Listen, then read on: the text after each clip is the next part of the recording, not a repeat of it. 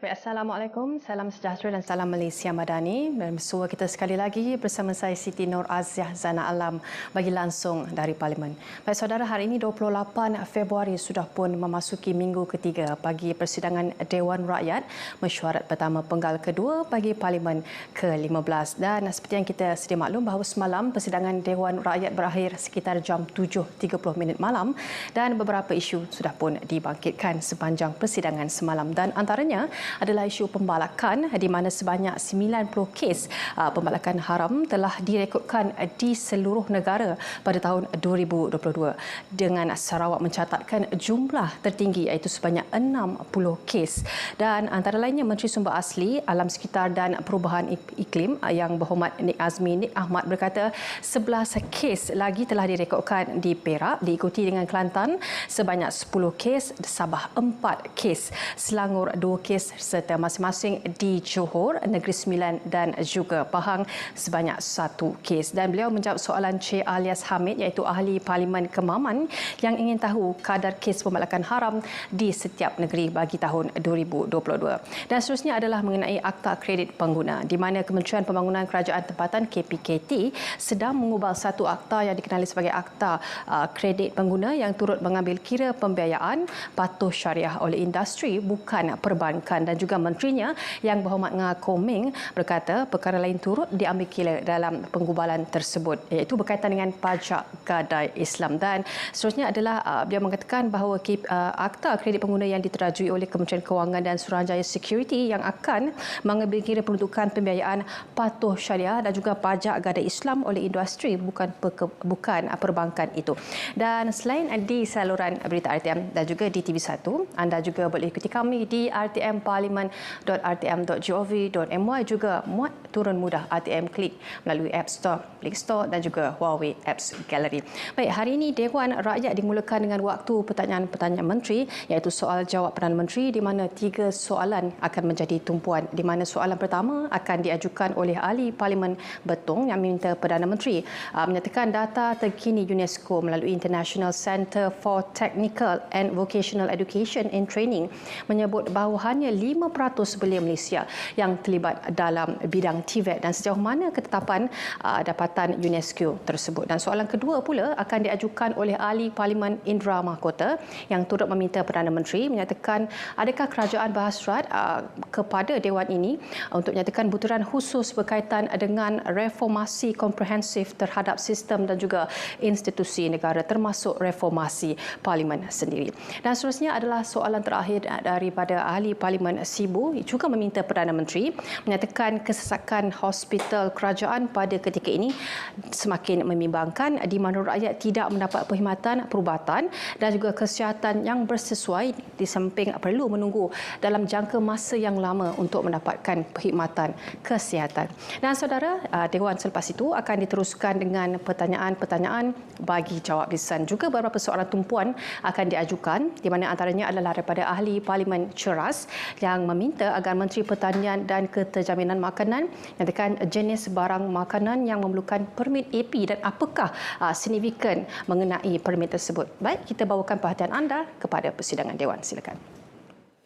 Pemasyuran oleh Tuan Yang di-Pertua.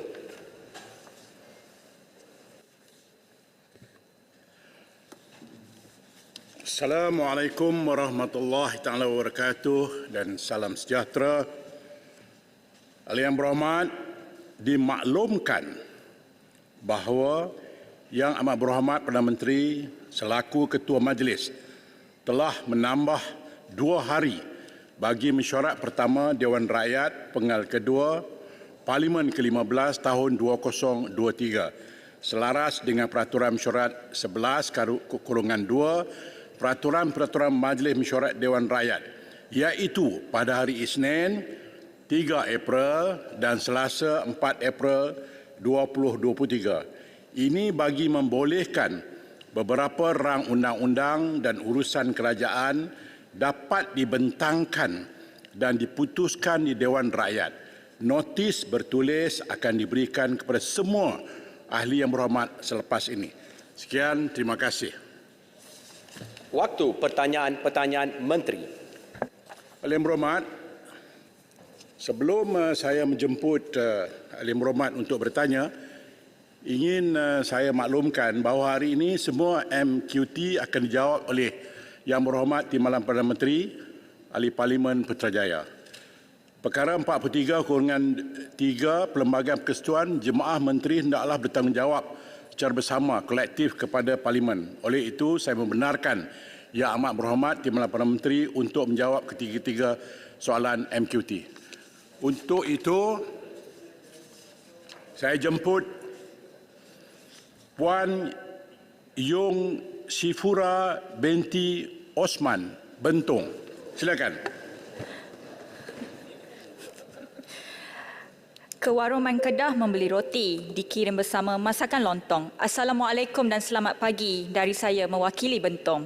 Terima kasih Datuk Yang di-Pertua. Soalan saya ialah minta Perdana Menteri menyatakan data terkini UNESCO melalui International Centre for Technical and Vocational Education and Training menyebut bahawa hanya 5% belia Malaysia terlibat dalam bidang TVET. Sejauh mana ketetapan dapatan UNESCO tersebut berbanding dan data enrolment dan apakah strategi dan kebijakan baru kerajaan untuk meningkatkan keberkesanan program-program TVET? Sekalian Menteri. Bismillahirrahmanirrahim. Assalamualaikum warahmatullahi wabarakatuh. Terima kasih Datuk Yang di-Pertua. Pertamanya saya nak merekodkan bahawa Yang Amat Berhormat Perdana Menteri mengadakan lawatan kerja di luar negara, urusan rasmi. Sebab itu saya mewakili beliau pada hari ini. Silakan Menteri. Untuk makluman Dewan Yang Mulia, program pendidikan dan latihan teknikal dan vocational ataupun ringkasnya TVET di negara ini dilaksana dan ditadbir urus mentasi 12 kementerian serta melibatkan penyertaan penyedia institusi latihan kemahiran awam ataupun singkatannya ILKA dan institusi latihan kemahiran swasta ILKS. Terdapat sejumlah 1,295 buah institusi TVET merangkumi ILKA dan ILKS yang sedang beroperasi dengan menawarkan program-program TVET yang bersesuaian dengan kumpulan sasar yang ditetapkan. Merujuk kepada data terkini UNESCO yang menyatakan bahawa hanya 5% belia Malaysia terlibat dalam bidang TVET, kenyataan ini adalah berdasarkan penglibatan belia yang berumur antara 15 hingga 24 tahun. Ini mengambil kira populasi belia negara dalam lingkungan umur yang sama berjumlah seramai 6 juta orang berdasarkan statistik daripada Jabatan Perangkaan Negara ataupun DOSM. Data yang dinyatakan oleh UNESCO ini adalah selari dengan statistik enrolment bagi tahun 2021, menunjukkan bilangan belia dan kategori umur yang sama menyertai program TVET adalah seramai 360,000 orang. Untuk makluman Dewan Yang Mulia, Majlis Pendidikan dan Latihan Teknikal dan Vocational MyTVET telah ditubuhkan pada 18 Disember 2020 dan berperanan sebagai badan tertinggi dan membuat keputusan berkaitan hala 7 TVET negara, di mana keanggotanya adalah merentasi semua kementerian penyedia TVET dan pelbagai pemegang taruh yang berkaitan. Di bawah Kerajaan Perpaduan, MyTVET negara pada 7 bulan Februari 2023 telah membincangkan langkah-langkah wajar yang boleh diambil oleh kerajaan bagi penambahbaikan terhadap ekosistem TVET negara menerusi kerjasama strategik dengan syarikat berkaitan kerajaan GLC dan juga syarikat swasta. Sebagai langkah quick win, pelaksanaan kerjasama program TVET secara spesifik mengikut bidang di ILKA bersama syarikat swasta atau GLC akan segera dilaksanakan menerusi pemeteraian memorandum perjanjian MOA. Antara bidang kemahiran dicadangkan adalah otomotif, minyak dan gas, hospitality dan juga teknologi penyejuk bekuan dan penyaman udara. Disasarkan tahun ini 50 MOA akan ditandatangani sebagaimana diumumkan dalam belanjawan pada 24 Februari 2023 dan pada jangka terdekat 10 MOA dengan JLC dan syarikat swasta akan dimuktamadkan bagi pelaksanaan program TVET berimpak tinggi. Dan MOA ini merupakan akan bertindak sebagai platform kerjasama induk antara JLC dan juga syarikat swasta dengan kerajaan. Terima kasih. Sila Bentong. Soalan tambahan, apakah inisiatif kerajaan untuk mempertingkatkan belia di dalam bidang TVET ini, terutamanya belia di luar bandar dan belia orang asli? Yang Amat Buntung juga prihatin kepada kawasan luar bandar dan juga orang asli kita. Sememangnya program TVET ini merangkumi semua, termasuklah di bandar dan juga di luar bandar. Dan seperti mana dikatakan tadi, Kementerian Sumber Manusia, Kementerian Kemajuan Desa dan Wilayah, Kementerian Pendidikan serta Kementerian Pendidikan Tinggi semuanya mengadakan program berhubung kait dengan TVET. Dan untuk orang asli misalnya memang dah ada program khususnya dilaksanakan di anjuran bersama dengan Persatuan Orang Asli Perak, di mana ILP di Ipoh telah pun mengadakan program ini. Dan kita perlu memberi kesedaran yang lebih kepada penduduk luar bandar dan juga orang asli untuk terlibat bersama, dan perlu melibatkan ibu bapa supaya mereka akan dapat bertahan kekal dalam latihan TVET ini, dan mereka akan diberi latihan. Dan dengan itu juga kementerian sedang mempertimbangkan mungkin salah satu kekangannya ialah dari segi urusan bayaran yuran sebanyak permulaannya 800, dan mungkin ini kalau dapat kita pertimbangkan, dibantu mereka, mungkin lebih ramailah belia-belia khususnya orang asli akan dapat terlibat bersama dengan latihan TVET ini. Terima kasih. Terima kasih. Baru Buntah. Silakan Baru Buntah. Assalamualaikum warahmatullahi wabarakatuh. Terima kasih Tuan Yang Di-Pertua dan terima kasih Timbalan Perdana Menteri. Saya ingin bercadangkan, adakah kerajaan berhasrat untuk menambahkan ataupun menganjurkan program-program TVET jangka pendek kepada belia-belia di negara ini dengan memberi peruntukan kepada agensi yang bertanggungjawab di setiap negeri. Kerana saya ada sedikit pengalaman sewaktu menguruskan sebuah agensi kerajaan, menganjurkan program jangka pendek kepada anak muda dan dapat sambutan yang baik. Anak muda ni kalau kita buat program TVET 6 bulan, setahun, 2 tahun, 3 tahun, mereka tak minat. Tapi anak muda yang lepasan SPM, yang tak ada peluang untuk melanjutkan pelajaran di peringkat diploma dan persijilan, tapi dia berminat kalau kita anjurkan program jangka pendek, 3 bulan dan sebagainya. Jadi adakah kerajaan berhasrat untuk menganjurkan program tersebut? Terima kasih Yang Berhormat Para Buntah. Sememangnya program ini memang dilaksanakan dan sedang berjalan, sama ada oleh Giat Mara, oleh CIDB melalui training center mereka dan sebagainya. Ada kursus jangka pendek di mana mereka boleh mendapat sijil dan dibiayai, malahan diberi allowance untuk mereka ikuti kursus-kursus jangka pendek ini. Sebab itu TVET ini adalah pembelajaran sepanjang hayat. Memang sepatutnya kita laksanakan program jangka panjang, yang ada juga yang mungkin nak mengambil diploma, malahan degree sekalipun, tapi ada juga yang sekadar untuk mengambil sertifikat, ada juga yang hanya untuk mendapat technical training yang asas. Dan ini sedang berjalan dan kita akan meneruskan daripada pelbagai pusat-pusat latihan yang sedang berjalan di negara kita. Terima kasih. Boleh. Sekarang saya jemput Datuk Seri Saifuddin Abdullah, Indra Mahkota. Terima kasih Tuan Yang Di-Pertua. Saya ingin meminta Perdana Menteri menyatakan, adakah kerajaan berhasrat mencadangkan kepada Dewan ini butiran khusus berkaitan reformasi komprehensif terhadap sistem dan institusi negara, termasuk reformasi parlimen, serta adakah kerajaan akan mencadangkan proses perundingan yang inklusif bagi melaksanakan agenda reformasi tersebut. Silakan Menteri.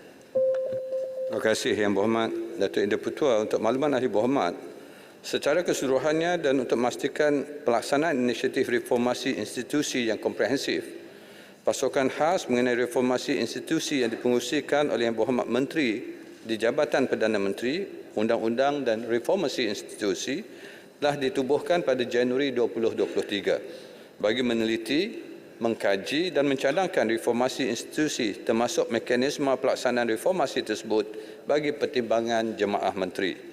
Bengkel reformasi institusi telah diadakan pada 17 Januari 2023 melibatkan agensi kerajaan dan kumpulan organisasi masyarakat sivil ataupun CSO serta pertubuhan bukan kerajaan NGO yang memberi fokus kepada reformasi perundangan dan institusi negara. Siri libat urus bersama-sama kementerian, jabatan, agensi berkepentingan akan diteruskan bagi memuktamadkan cadangan reformasi institusi yang ingin dilaksanakan sebelum dibentangkan kepada Jemaah Menteri. Pada tahun 2018, satu jawatankuasa reformasi institusi ataupun Institutional Reform Committee IRC telah ditubuhkan bagi membantu Majlis Penasihat Kerajaan ataupun Council of Eminent Persons yang berperanan untuk menasihati kerajaan dalam bidang ekonomi, kewangan dan lain-lain dalam tempoh 100 hari pertama peralihan kerajaan. Satu laporan akhir telah disediakan dan dimuka-mukakan pada kerajaan. Walau bagaimanapun laporan akhir ini telah tidak diterbitkan pada umum kerana terikat dengan Akta Rahsia Rasmi 1972. Selain itu, kerajaan turut berhasrat mewujudkan sistem dan pengurusan pilihan raya yang berlandaskan prinsip-prinsip demokrasi yang diterima oleh semua pihak sebagai bebas, adil dan telus. Oleh demikian, Electoral Reform Committee ERC telah diwujudkan semenjak 2018 untuk meneliti cadangan penambahbaikan sistem dan pengurusan pilihan raya di Malaysia bersama semua pemegang taruh. Selanjutnya, suatu jawatankuasa khas Kabinet telah diwujudkan pada tahun 2022 untuk meneliti syuar-syuar ERC untuk pertimbangan jemaah menteri dalam masa terdekat. Kerajaan juga komited dalam pelaksanaan reformasi institusi Parlimen dengan mewujudkan semula perkhidmatan Parlimen bagi merealisasikan hasrat pengasingan kuasa di antara badan legislatif dan badan eksekutif. Pada ketika ini, kerajaan sedang mengkaji keperluan untuk mengubal Akta Perkhidmatan Parlimen untuk menjadikan perkhidmatan Parlimen yang berasingan daripada perkhidmatan awam. Beberapa perkara dasar berhubung pengubalan Akta Perkhidmatan Parlimen akan dimuktamadkan sebelum dibentangkan dalam mesyuarat jemaah menteri.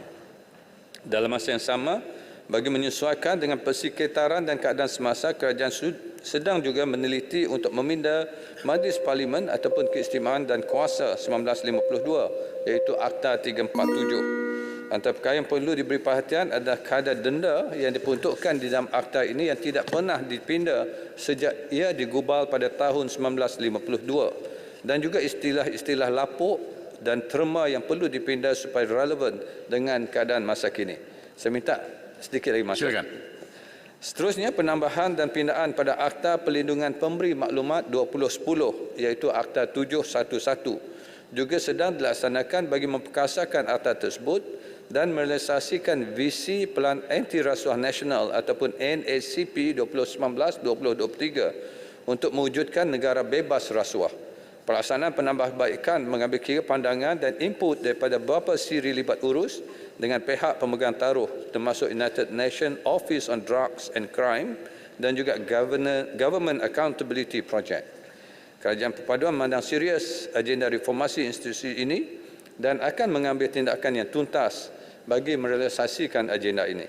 Kerajaan akan memastikan sebarang reformasi yang dilaksanakan ini dengan mengambil kira pandangan semua pihak yang berkepentingan. Terima kasih. Silakan Indah Mahkota. Terima kasih atas jawapan yang komprehensif dan saya memberi jaminan bahawa kami di sebelah sini senada dan sehalaman dalam kita menjayakan reformasi. Saya nak bertanya suatu yang low hanging fruit, Akta Universiti dan College Universiti. Seksyen 15 yang memberi kebebasan politik kepada mahasiswa itu dipinda bukan semasa Tambun menjadi timbalan Perdana Menteri, tapi masa Pekan menjadi Perdana Menteri. Menteri yang bertanggungjawab dan saya bekerjasama pada masa itu. Dan saya nak rakam ada dua orang ahli parlimen sekarang yang dulu belum ahli parlimen tapi terlibat sama dalam proses itu. Yang Berhormat Setiawangsa, Yang Berhormat Bangi, juga bekas ahli parlimen Nurul Izzah dan Tony Phua dan Presiden Bar Council masa itu sekarang Datuk Lee Chim Wei. Soalannya ialah dalam manifesto PH aku nak dimansuhkan. Tetapi sahabat saya Yang Berhormat Menteri KPT menjawab sedikit berbeza. Ini low hanging fruit lah yang senang, yang seharusnya dipinda dengan segera sebab kerja-kerja menggantikan AUKU yang sekarang ini pun Yang Berhormat Menteri faham perkara itu pun dah dimulakan zaman beliau dulu lagi. Jadi Mahkota, soalannya kalau ialah boleh, adakah ia akan dimansuhkan dan cara bagaimana? Terima kasih. Terima kasih Yang Berhormat Indah Mahkota. Sahabat saya sewaktu sama dalam kerajaan pada satu ketika dulu. Malah di peringkat kita sekalipun bila kita berbincang berhubung kait dengan dasar dan juga perundangan yang sedia ada, memang kita kena mengambil kira banyak perkara dan sudah pasti apa yang dicadangkan itu akan kita bawa melalui proses yang biasa dan mendapat input daripada semua pihak yang berkepentingan. Adakah ianya perlu direview, direpeal ataupun ditambah baik, itu bergantung dengan apa saja finding yang akan dilaksanakan melalui engagement pada pelbagai pihak tersebut. Terima kasih. Baik. Saya bergerak kepada Tuan Oscar Ling soalan Chai kedua. Yu. Ada lagi? Soalan tambahan ada? Okey, silakan. Ya. Terima kasih Datuk Yang Betul. Datuk Betul, saya nak tanya. Saya terima baiklah reformasi komprehensif yang dibuat oleh kerajaan. Tapi adakah kerajaan sedar semasa kita ramai di antara ahli parlimen dalam pembangkang, kita telah mencadangkan supaya mewujudkan lagi satu timbalan speaker. Dan ini adalah untuk memberi ruang kepada pihak pembangkang untuk terlibat dalam administration, dan kedua, ia meringankan kerja speaker. Adakah ia akan diambil kira dan apakah hak masa yang telah ditentukan oleh kerajaan supaya semua reformasi ini dapat disegerakan? Terima kasih, Menteri. Ya, perkara ini Yang Berhormat Ibu Timur, terima kasih. Juga telah dibincangkan oleh kerajaan yang lepas. Tapi ianya tidak dapat dilaksanakan. Malahan mesyuarat Ketua Whip kerajaan dan juga pembangkang, Datuk yang speaker sendiri sudah juga berbincang perihal perkara ini. Tapi ianya kena melalui proses. Maknanya perbincangan di peringkat the stakeholders akhirnya akan dibawa ke kabinet untuk kita perincikan dan pertimbangkan. Jadi arah tujunya akan diumumkan, apa saja persetujuan nanti akan kita umumkan. Terima kasih Yang Berhormat. Terima kasih, Menteri. Time period. Dapat nak nyatakan time period sebab ianya kena melalui proses. Bila proses itu dah dibawa, barulah kita dapat putuskan perlu ada ataupun tidak. Jadi keputusan itu bergantung dengan engagement yang bakal dibuat oleh semua stakeholders, termasuk oleh Datuk Speaker itu sendiri. Terima kasih. Untuk makluman tambahan, kita memang telah pun membenarkan ahli parlimen dari pembangkang menjadi speaker di Kamar Khas baru-baru ini. Kita dah mulakan. Silakan Tuan Oscar Ling Chai Yu, Sibu. Terima kasih Tuan Yang Di-Pertua. Soalan saya nombor 3 mengenai meminta Perdana Menteri, Timbalan Perdana Menteri untuk menyatakan kesesakan hospital kerajaan pada ketika ini semakin membimbangkan, di mana rakyat tidak dapat mendapat perkhidmatan perubatan dan kesihatan yang bersesuaian, di samping perlu menunggu lama bagi mendapatkan khidmat kesihatan daripada hospital kerajaan. Jadi apakah langkah-langkah kerajaan dalam meningkatkan mutu perkhidmatan kesihatan negara? Silakan Menteri. Terima kasih Yang Berhormat Sibu. Ini merupakan soalan yang sentiasa dekat di hati semua wakil rakyat. Dan terima kasih Yang Berhormat Sibu membawa isu ini. Pada saya, untuk makluman Yang Berhormat, keseluruhan ahli Dewan Rakyat inilah, kalau kita melihat mengapa berlakunya kesesakan di hospital, walaupun kerajaan telah mengadakan banyak usaha, berapa banyak hospital baru telah dibina, hospital lama dinaik taraf, klinik kesihatan, klinik desa, semuanya dah bertambah banyak, tapi masih berlaku kesesakan. Jadi kesesakan ini pada saya adalah berpunca pertama sekali menunjukkan bahawa sistem kesihatan kita oleh semua pegawai-pegawai kesihatan daripada doktor, nurses kita dan semua kementerian yang terlibat dalam menjaga kesihatan kita ini dah bertambah baik. Bila bertambah baik, keyakinan rakyat untuk pergi ke hospital sebab perkhidmatan kesihatan yang baik sudah pasti akan merujuk kepada hospital kerajaan. Yang kedua, disebabkan hospital kita menyediakan perkhidmatan boleh dikatakan hampir percuma. Begitu murah sekali kalau kita bandingkan dengan perkhidmatan hospital swasta.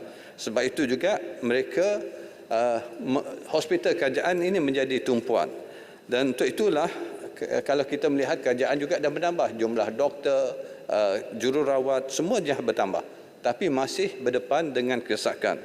Jadi untuk itulah maka kerajaan telah pun menubuhkan pasukan petugas khas reformasi sektor awam yang dipanggil singkatannya STAR, yang dipengusikan oleh Tan Sri KSN dan dianggotai oleh pelbagai agensi. Bukan saja Kementerian Kesihatan tapi pelbagai agensi, kementerian dan sebagainya, di mana mereka berbincang, duduk melihat apakah penambahbaikan lagi boleh dijalankan. Untuk itu, maka mereka melaksanakan program secara short term, mid term dan juga long term, di mana jalinan kerjasama dengan the private sectors, private hospital dan juga pengamal-kamal perubatan, klinik-klinik swasta untuk berkongsi, di mana sebahagian pesakit-pesakit yang mungkin bukan menghadapi penyakit yang kritikal akan boleh mendapat perubatan di klinik-klinik swasta. Dan juga begitu juga yang datang khususnya waktu odd hours daripada 6 hingga 12 malam, kalau yang tak berapa-apa tu, di mana mereka boleh dihantar kepada klinik kesihatan berdekatan, klinik daerah, di mana waktu operasi mereka akan dilanjutkan sehingga ke 12 malam. Ini merupakan langkah jangka pendek dan juga langkah sederhana dilaksanakan. Seperti diumumkan juga dalam bajet baru-baru ini, skim perubatan madani juga telah diperuntukkan khas, di mana akan diberi peruntukan untuk rakyat kita pergi berjumpa dengan pengamal-pengamal perubatan atau the GP untuk membuat rawatan yang tidak kritikal ataupun sakit demam biasa dan sebagainya. Jadi pokok pangkalnya, Datuk Yang di-Pertua, mengapa hospital masih sesak? Mungkin mutu perkhidmatan kita dah tambah baik, tapi pada masa yang sama memberi gambaran bahawa adakah kita di Malaysia ini merupakan tidak mengamalkan budaya hidup yang sihat. Mengapa? Sebab itu lebih ramai terpaksa rujuk ke doktor, pergi ke doktor, demam, sakit dan sebagainya. Jadi sebab itu penekanan oleh Kementerian Kesihatan ialah juga untuk membawa ataupun mempromosikan budaya hidup sihat. Ini amat penting sebagai preventif measure yang patut kita fokuskan. Di sinilah saya kira peranan semua ahli parlimen untuk kita jalankan program bersama dengan Kementerian Kesihatan, doktor-doktor, supaya memberi kesedaran mengamalkan budaya hidup sihat ini di kalangan rakyat kita, supaya hospital kita tak payah pergi ke hospital lah, hanya tak ada yang sakit yang kritikal dan sebagainya, dan hospital kita tidak akan terbeban dengan kita mengendalikan terlalu banyak kes-kes kesihatan yang akhirnya merugikan negara dari segi kedudukan kewangan dan merugikan rakyat kita sendiri juga. Jadi itu patut menjadi tumpuan kita semua. Terima kasih. Silakan Sibu. Ya, terima kasih dengan jawapan yang baik, dan memang kita tidak menafikan bahawa hospital kerajaan memang membekalkan perkhidmatan yang bagus kepada rakyat kita.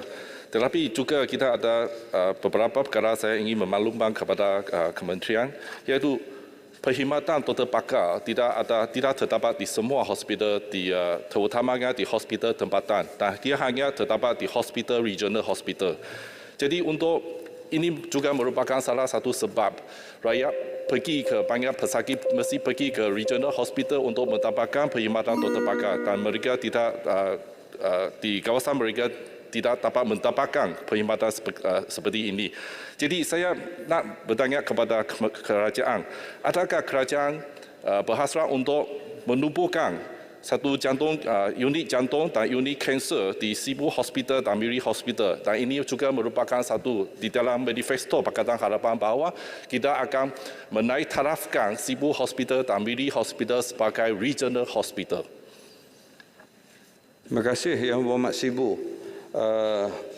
Seperti mana saya katakan tadi, kemampuan kerajaan untuk membuat hospital dan menyediakan pakar-pakar terhad dari segi kalau kita dah bina hospital sekalipun, kemungkinan untuk mendapat pakar yang ingin berkhidmat menjadi satu cabaran juga. Sebab itu apa yang patut kita fokuskan, apa yang telah dibincangkan dalam jawatankuasa STAR itu tadi, ialah untuk kita buat jalinan dengan hospital-hospital swasta yang juga ada kepakaran, di mana kita boleh berkongsi dari segi hikmat perkhidmatan dan juga dari segi di mana sebenarnya sudah ada perbincangan, perundingan dengan pihak hospital swasta dan juga Persatuan Perubatan, dan saya mengucapkan terima kasih di mana mereka juga sudah pun bersetuju untuk berterlibat bersama menjaga kesihatan rakyat kita secara holistik. Makna kerajaan, swasta dan private practitioners dan kerajaan juga terlibat bersama dalam menjaga kesihatan rakyat kita.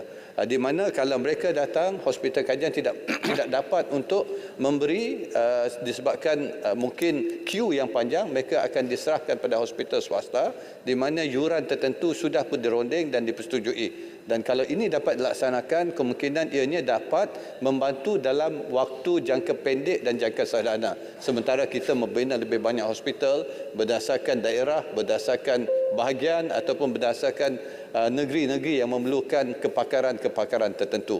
Sementara itu kita bekerjasama dengan pihak-pihak swasta. Terima kasih. Silakan, Kementerian. Assalamualaikum. Saya Tuan Dipertua, saya ingin dapat penjelasan berhubung dengan status hospital pengajar di USIM, Universiti Islam Antarabangsa. Apakah status terkini, apakah pihak kerajaan telah pun mengiktiraf USIM ini sebagai hospital pengajar? Terima kasih. Terima kasih Yang Berhormat. Ini mungkin sedikit terkeluar dan soalan yang agak spesifik. Saya akan membuat jawapan secara bertulis dan untuk respon pada soalan yang agak spesifik ini. Terima kasih. Baik, terima kasih Menteri. Yang Berhormat, sekarang tamatlah sesi untuk waktu pertanyaan-pertanyaan Menteri pada hari ini. Sekian, terima kasih dan kita bergerak kepada soalan pertanyaan seterusnya. Pertanyaan-pertanyaan bagi jawab lisan.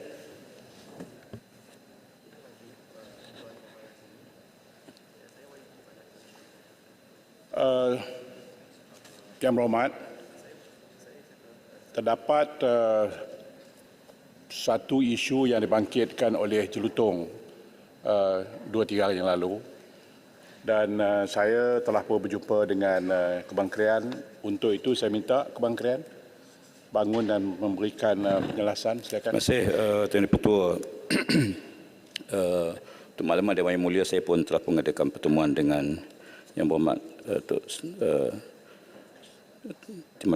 Yang Pertua Dewan dan saya telah bagi penjelasan berhubung dengan beberapa kekhilafan yang berlaku. Saya fikir perkara ini tak perlu kita panjangkan kerana kita banyak isu-isu penting. Jadi saya fikir kalau sekiranya timbul kekhilafan, saya mohon maaf dan kita terus kepada agenda lebih pentinglah untuk kepentingan rakyat. Terima kasih. Baik, terima kasih.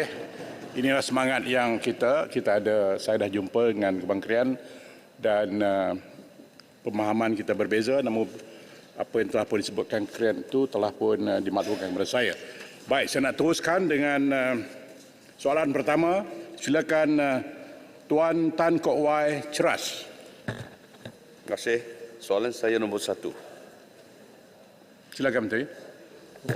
Tuan Yang Dipertua, terima kasih kepada soalan yang diajukan oleh YB Ceras. Bagi pengimportan barang makanan yang dikawal selia di bawah Kementerian Pertanian dan Keterjaminan Makanan, sekarang dikenali sebagai KPKM, terdapat 2 jenis permit yang dikenakan, iaitu yang pertama Approved Permit AP dan kedua Permit Import IP. Di bawah Jabatan Perkhidmatan Kuarantin dan Pemeriksaan Malaysia, MAKIS. Buat masa ini, hanya satu jenis komoditi, iaitu beras, masih memerlukan Approved Permit AP. Bagi tujuan pengimportan ke dalam negara, manakala bagi 4 komoditi pertanian yang dikenakan AP sebelum ini, iaitu keratan ayam dan ayam bulat, susu cair, kobis bulat serta kelapa tua biji telah dimasukkan AP berkuat kuasa mulai 18 Mei 2022. Dan AP masih dikenakan kepada beras untuk melindungi komoditi strategik makanan ruji rakyat Malaysia serta pesawah yang terlibat dalam industri beras tempatan.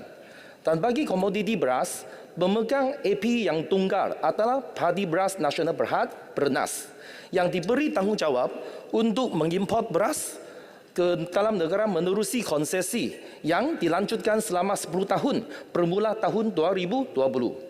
Terdapat 10 obligasi sosial yang perlu dipatuhi PERNAS di dalam terma konsesi tersebut, merangkumi tambahan jumlah simpanan stok pau beras negara bagi tujuan sekuriti makanan negara yang selaras dengan usaha kerajaan untuk memartabatkan industri padi dan beras negara di samping mengurangkan implikasi kewangan yang besar kepada kerajaan dalam mengurus industri. Dan setakat ini, kerajaan melalui PERNAS telah memastikan bekalan beras dalam negara mencukupi pada setiap masa. Dan Tuan Yang Dipertua, Kawalan biosecurity untuk melindungi negara dari ancaman penyakit, makhluk berosak, keselamatan serta kebersihan makanan termasuk aspek halal sentiasa juga menjadi keutamaan KPKM. Dan bagi tujuan ini, pengimportan komoditi pertanian dan produk berasaskan pertanian tertentu adalah tertakluk kepada permit import atau IP, MAKIS. Jenis barangan yang memerlukan IP adalah seperti yang disenaraikan di dalam Perintah Larangan Import Custom 2017. Komoditi pertanian dan barang makanan yang mempunyai risiko biosecurity perlu memenuhi syarat-syarat yang ditetapkan oleh jabatan berkaitan seperti Jabatan Perkhidmatan Veteriner (DVS), Jabatan Pertanian (TOA) atau Jabatan Perikanan (TOF) bagi membolehkan pengimport mendapatkan kelulusan IP daripada MAKIS. Sebagai contoh, pengimportan daging dan produk berasaskan haiwan ternakan perlu diambil dari sumber rumah sembelihan dan loji pemprosesan luar negara yang diiktiraf oleh KPKM menerusi DVS.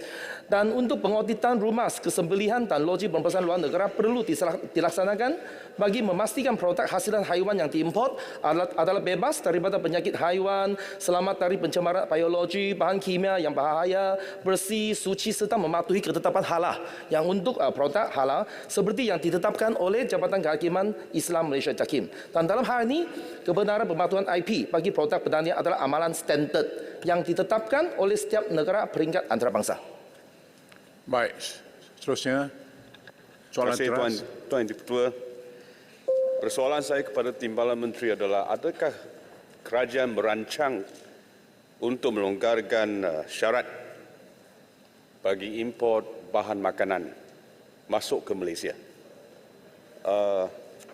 Ini adalah kerana memandangkan bekalan tempatan terganggu seperti telur dan khinzir disebabkan ASF ataupun African Swine Fever. Terima kasih. Sila Menteri. Dan untuk makluman untuk YB Ceras, kawalan biosecurity, keselamatan, kebersihan makanan sentiasa merupakan keutamaan kementerian ini, KPKM. So, kerajaan sedar akan wabak penyakit seperti ASF ke, seperti highly pathogenic avian influenza HPAI ke, yang menjangkiti ini unggas atau khinzir ini sedang tersebar di beberapa negara di dunia. Hal ini boleh mengakibatkan sumber bekalan ayam, telur ayam dan khinzir akan terjejas. Dan dalam menjamin security makanan dalam negara, kementerian telah mengambil langkah intervensi dengan menambah sumber bekalan makanan import daripada loji pemprosesan luar negara yang telah mematuhi syarat-syarat kemasukan yang ditetapkan oleh Malaysia. Dan walau bagaimanapun, pihak kementerian melalui pihak berkuasa kompeten seperti Jabatan Perkhidmatan Veteriner DVS sentiasa ambil langkah-langkah yang berhati-hati dalam menetapkan syarat import untuk haiwan dan produk haiwan untuk memastikan penyakit tersebut tidak merebak ke dalam Malaysia. Sekian, terima kasih. Silakan tempat. Terima kasih, Ketua. Memandangkan sekarang ini kita difahamkan bahawa kebergantungan kerajaan kepada untuk beras khususnya kepada luar negara masih lagi dalam tahap 30%. Apakah perancangan kerajaan untuk mengurangkan dari segi jangka panjang untuk mengurangkan kebergantungan kepada luar negara dengan meletakkan peratusan berkadar sekurang-kurangnya meletakkan tempoh 5 tahun atau untuk penempatan ataupun pengumpulan bekalan dalam negeri dapat diselesaikan oleh orang tempatan? Saya mohon pandangan. Ya, Menteri. Ya, yang jawapan yang soalan yang teman ini merujuk kepada apakah cara-cara yang kementerian akan mengambil untuk mengatasi SSL, terutama yang untuk beras kan.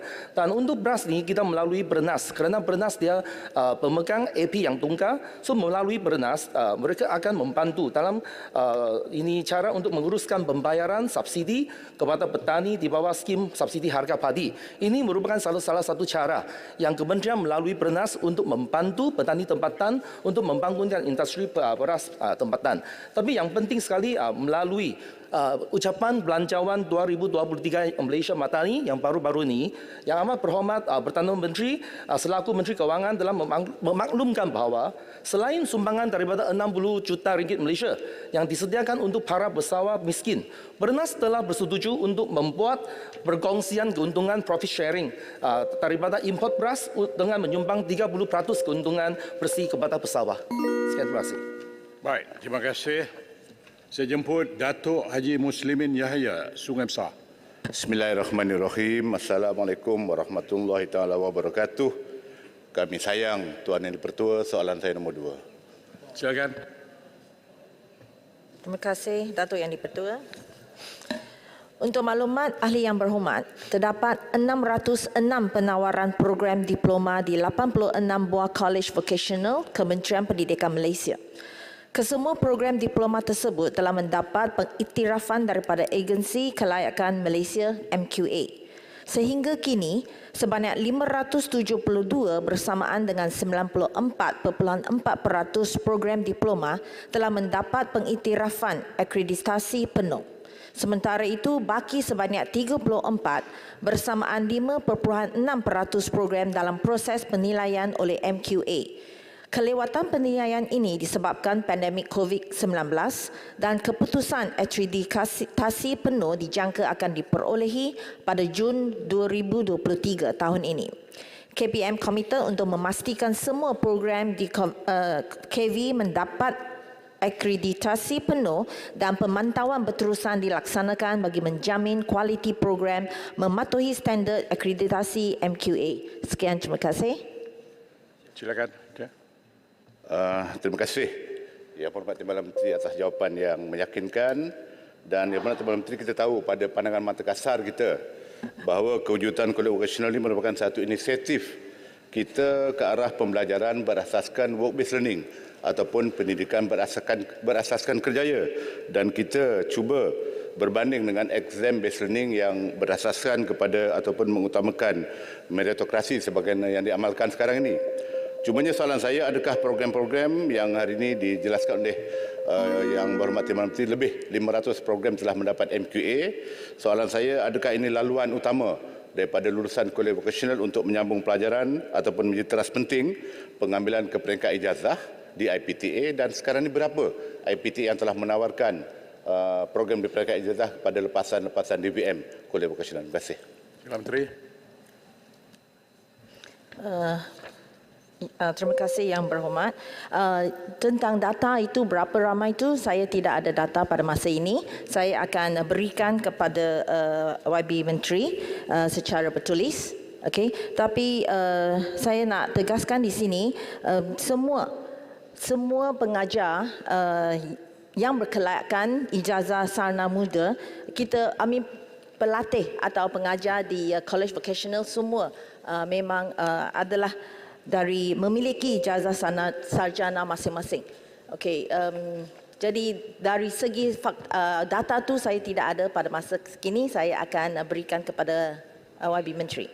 Bandar Kuching. Baik. Sandakan.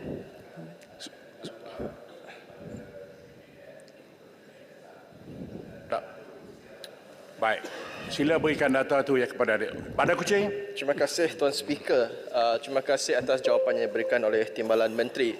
Saya rasa maklumat utama semua program ini adalah untuk menyediakan anak muda kita untuk pekerjaan masa depan. Jadi soalan saya, adakah program yang ditawarkan dalam college vocational ini boleh menjamin kebolehpasaran graduan college tersebut? Sekian, terima kasih. Okey, terima kasih YB Bandar Kuching. Untuk maklumat ahli yang berhormat, program di KV KPM telah berjaya melahirkan graduan yang berbolehpasaran yang tinggi. Kebolehpasaran graduan KPM pada tahun 2018 adalah sebanyak 97%. Tahun 2019 adalah sebanyak 98.8%, tahun 2020 sebanyak juga lebih kurang 98%, dan tahun 2021 setinggi 99%. Saya nak tegaskan di sini, kebolehpasaran graduan adalah disumbang dari kualiti program yang ditawarkan di KV. Di samping itu, program ini juga banyak melaksanakan kerjasama strategik dengan industri seterusnya dapat memenuhi keperluan pasaran kerja, terutama dalam industri yang memerlukan kemahiran. Terima kasih. Okey, kementerian ini penting. Saya bagi satu lagi. Silakan. Terima kasih Speaker. College vocational ni sangat baik, tetapi banyak lagi boleh ditambah baik. Ada dua cadangan ringkas daripada saya. Pertama sekali, saya cadangkan untuk pendekkan masa pembelajaran kerana vocational ini adalah isu teknikal and it has continuous update. Perubahan perlu ikut arus masa. Tempoh masa setahun ke 2 tahun itu terlalu panjang, khususnya apabila kita telah dapat persetujuan bahawa college vocational ini coraknya technical learning, factory teaching. Tetapi masih ada subjek-subjek wajib seperti KOKO, subjek berunsurkan kenegaraan, walhal tidak kena mengena dengan kursus yang seseorang itu ambil. Kalau boleh pendekkan lagi baik. Kedua, cadangan saya kalau boleh adalah untuk memudahkan kredit transfer selepas seseorang itu tamat college vocational. Jika masuk ke universiti-universiti, lazimnya ramai mahasiswa komplain subjek sama yang diambil semasa college vocational tidak dibenarkan untuk kredit transfer. Apabila mereka masuk universiti, kena ulang balik, masa pembelajaran lagi panjang. Terima kasih Tuan Yang di-Pertua. Silakan Menteri. Okay, terima kasih YB Muar. Ini kita akan ambil maklum dan kita akan telitikan dan kita akan tambah baik. Terima kasih. Terima kasih. Short and sharp. Tuan Fazul Huzi bin Ayub Greek. Assalamualaikum. Terima kasih Yang di-Pertua. Soalan saya nombor 4 dibawa ke nombor 3. Terima kasih. Bismillahirrahmanirrahim. Assalamualaikum warahmatullahi wabarakatuh. Terima kasih Datuk Yang di-Pertua, terima kasih Yang Berhormat Greek. Untuk makluman Yang Ahli Yang Berhormat, dalam Sekutuan FT 004 Lebuhraya Timur Barat yang dimasukkan adalah Jalan Baling Greek Jeli, iaitu sepanjang 222.94 km. Kementerian ini telah melaksanakan kerja-kerja pembaikan kerosakan jalan di laluan Lebuhraya Timur Barat, iaitu melalui program penyelenggaraan berskala, pavement dan bukan pavement. Jumlah keseluruhan peruntukan yang telah diluluskan bagi kerja-kerja penyelenggaraan berkala pada tahun 2021 dan 2022 adalah sebanyak 18.116 juta dan 22.3 juta. Bagi rancangan pembaikan dan penyelenggaraan untuk tahun 2023, Jabatan Kerja Raya telah mengenal pasti kerosakan berlaku di jalan tersebut dan telah menyediakan anggaran penyelenggaraan jalan sebanyak 113.355 juta untuk menjalankan kerja-kerja pembaikan jalan di Lebuhraya Timur Barat. Walau bagaimanapun, pelaksanaan kerja-kerja tersebut adalah tertakluk kepada nilai kelulusan peruntukan oleh Kementerian Kewangan dan Senarai Keutamaan Kerja berdasarkan penilaian tahap kritikal kerosakan jalan bagi keseluruhan jaringan jalan persekutuan daripada pihak Jabatan Kerja Raya. Untuk makluman Ahli Yang Berhormat, kementerian ini mengambil maklum cadangan Ahli Yang Berhormat berhubung keperluan untuk menaik taraf Lebuhraya Timur Barat FT 004. Samakan kementerian ini mendapati tiada permohonan menaik taraf jalan berkenaan diterima daripada kerajaan negeri Kelantan, Perak dan Kedah pada rolling plan ketiga rancangan Malaysia ke-12.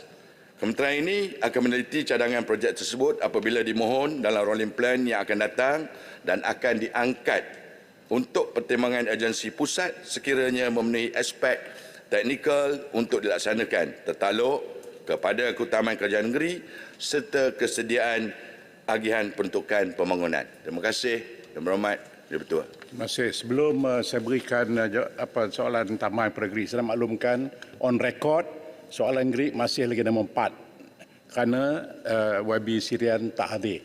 Sebab itu saya panggil Greek. Silakan Greek nak tanya lagi soalan tambahan. Slowly, Greek. Slow, take your time. Okay. Terima kasih Yang di-Pertua. Saya ingin tanya kepada Menteri, Timbalan Menteri, adakah kerajaan bersedia untuk mempertimbangkan jika kerajaan mampu tahun 2023 ni mungkin kita nak bajet tambahan lah untuk supaya jalan tu jadi selesai cepat ataupun jika kerajaan tidak mampu, adakah kerajaan bersedia untuk mempertimbangkan untuk kita menswastakan jalan ni? Sekian, terima kasih. Terima kasih Menteri. Yang Berhormat Yang-Pertua. Kita sebenarnya, kita faham bahawa penglibatan di 7 kawasan parlimen ia amat penting dan laluannya begitu panjang, melibatkan 222 km dan usianya telah mencecah 40 tahun dan sudah pastilah kekerapan kerosakan itu biasa berlaku Dan sebab itu saya nyatakan bahawa dengan peruntukan 113 juta kita laksanakan di kawasan black spot dan sebenarnya masih tidak mencukupi. Setakat hari ini Yang Berhormat, Lebuh Raya Timur Barat ini tidak ada dalam perancangan untuk kita swastakan. Tetapi walau bagaimanapun, apabila dibangkitkan oleh Yang Berhormat, dalam hal ini mungkin saya boleh bangkitkan semula dalam apabila berlakunya dalam mesyuarat sama ada poskep ataupun akan dibangkitkan oleh Yang Berhormat Menteri, diangkat kepada Kementerian Kerja Raya, angkat kepada mesyuarat dalam Kabinet. Terima kasih Yang Berhormat Gerik. Terima kasih. Tuan Di-Pertua Jeli, soalan tambahan. Silakan. Okey, tak ada. Silakan. Terima kasih Tuan Di-Pertua.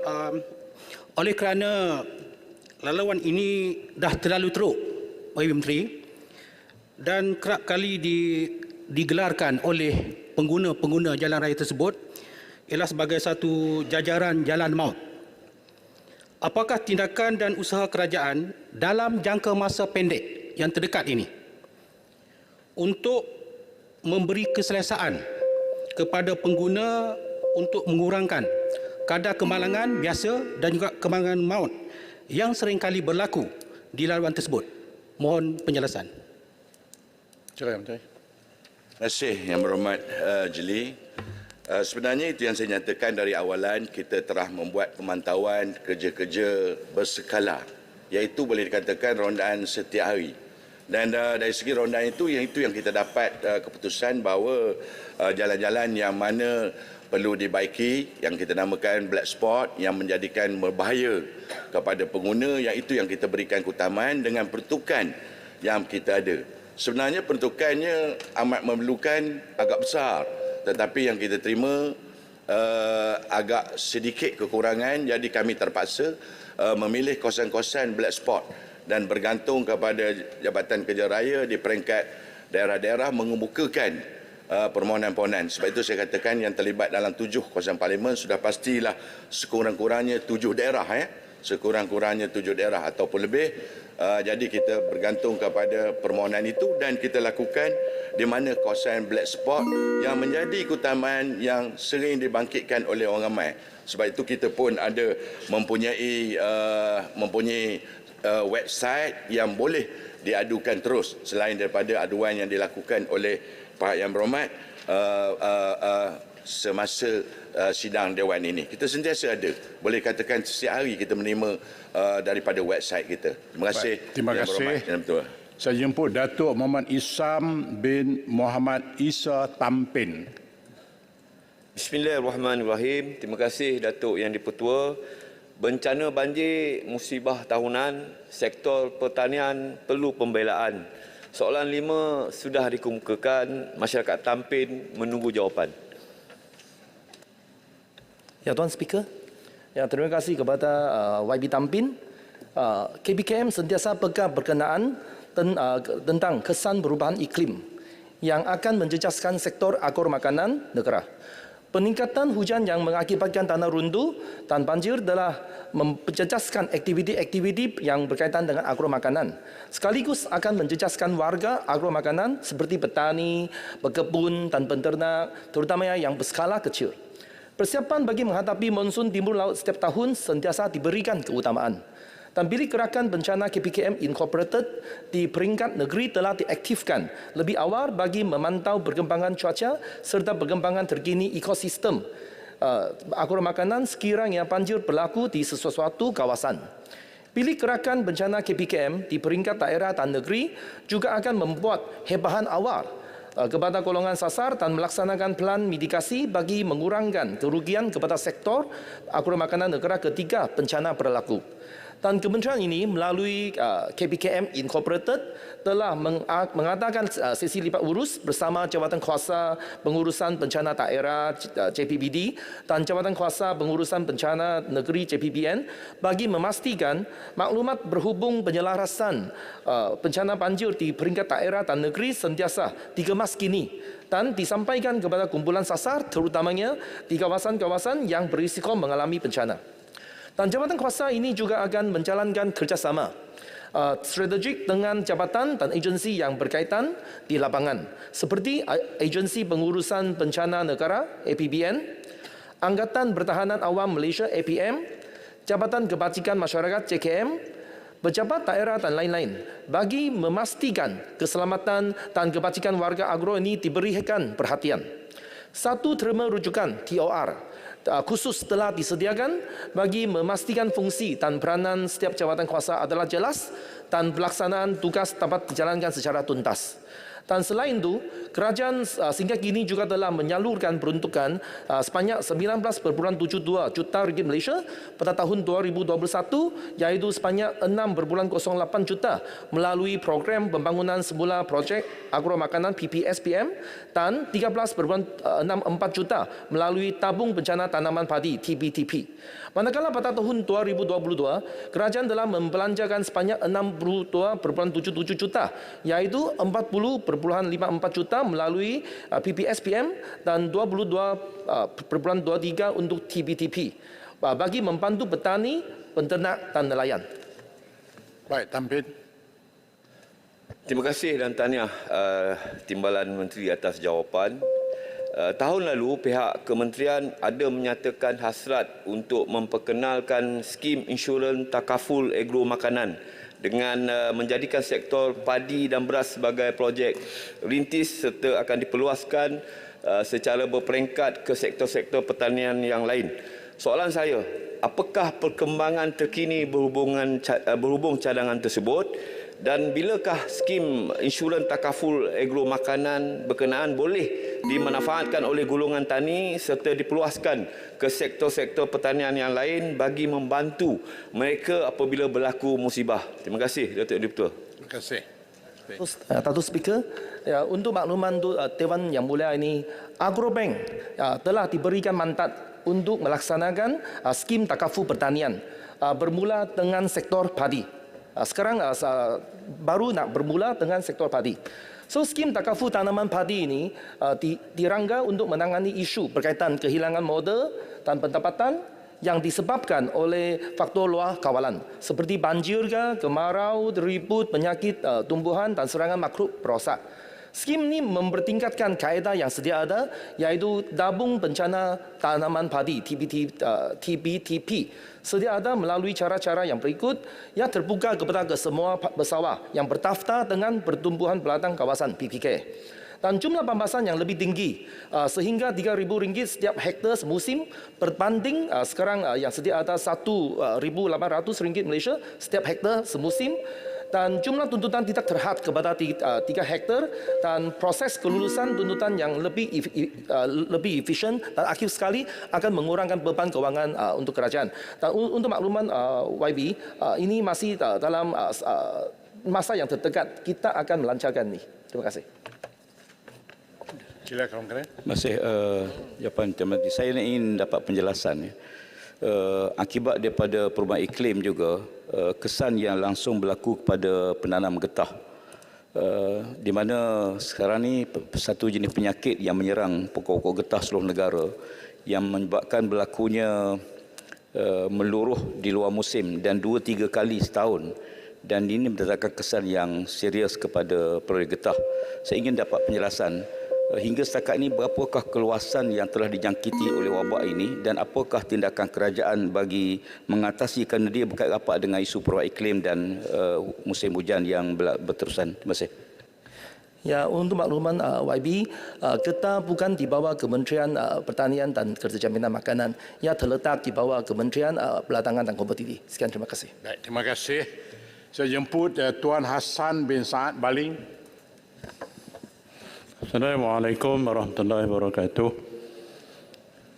Datuk Yang Dipertua, soalan saya nombor 6. Sila Menteri. Tuan Yang Dipertua, terima kasih Yang Berhormat Baling. Kerajaan sentiasa prihatin dengan kebajikan pekebun kecil getah yang mana pendapatan mereka akan terjejas apabila harga getah merosot. Seperti komoditi lain, getah asli juga berorientasikan ekspor dan harganya ditentukan oleh permintaan dan juga penawaran antarabangsa. Selain itu, faktor-faktor lain yang turut mempengaruhi harga getah asli adalah seperti prestasi pasaran hadapan, harga minyak mentah, kadar pertukaran mata wang asing dan pertumbuhan ekonomi negara-negara pengeluar dan pengekspor utama getah dunia. Berdasarkan pengumuman yang telah dibuat oleh Yang Amat Berhormat Perdana Menteri dalam pembentangan bajet 2023 pada 24 Februari yang lepas, kerajaan telah pun bersetuju menaikkan paras harga pengaktifan insentif pengeluaran getah daripada RM2.50 kepada RM2.70 sekilogram dengan peruntukan berjumlah RM350 juta. Selain itu, kerajaan turut menaikkan sumbangan musim tengkujuh pekebun kecil daripada RM600 kepada RM800 untuk tempoh 6 bulan bagi meringankan beban yang ditanggung oleh 320,000 gulungan yang berkenaan. Kerajaan telah melaksanakan insentif pengeluaran getah atau IPG sejak tahun 2015 bertujuan untuk mengurangkan beban pekebun kecil ketika harga getah di pasaran rendah di samping menggalakkan mereka untuk terus menuri.